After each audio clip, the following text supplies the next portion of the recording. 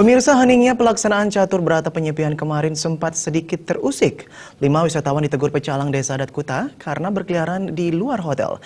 Kelima wisatawan tersebut diminta kembali ke hotel tempat mereka menginap untuk selanjutnya akan dikenakan sanksi sesuai peraturan Desa Adat Kuta.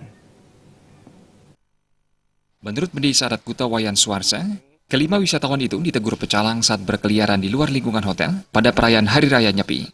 Kelima wisatawan itu berkeliaran di tempat berbeda dan ditegur pecalang yang bersiaga di beberapa pos di wilayah Desa Adat Kuta. Mereka kemudian diberikan pemahaman tentang Hari Raya Nyepi dan segala pantangannya. Mereka kemudian diarahkan kembali ke hotel tempatnya menginap.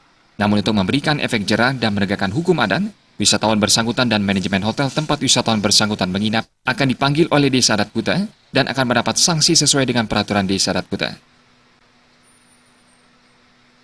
Kami mendapatkan laporan ada 5 pelanggaran, jadi bagaimana orang asing ketahuan berkeluyuran di jalanan, kemudian kami lakukan pendekatan, kemudian kita arahkan untuk kembali ke hotelnya masing-masing, kemudian hotelnya kita catat, kemudian kita akan segera panggil dari Desa Adat untuk bisa mempertanggungjawabkan apa yang dilakukan oleh wisatawannya.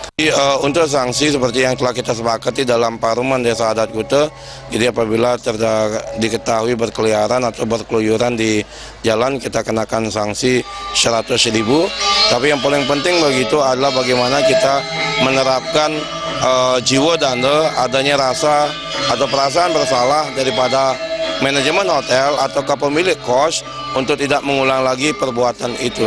Jadi itu yang utama. Jadi jiwa danda itu adalah salah satu daripada tridanda selain arta danda dan sangaskara danda. Sementara pada hari Ngembak Geni, Pantai Kuta dan sekitarnya mulai dikunjungi wisatawan. Wisatawan domestik maupun wisatawan asing tampak memadati salah satu kawasan wisata favorit di Bali ini. Riasa Bali TV.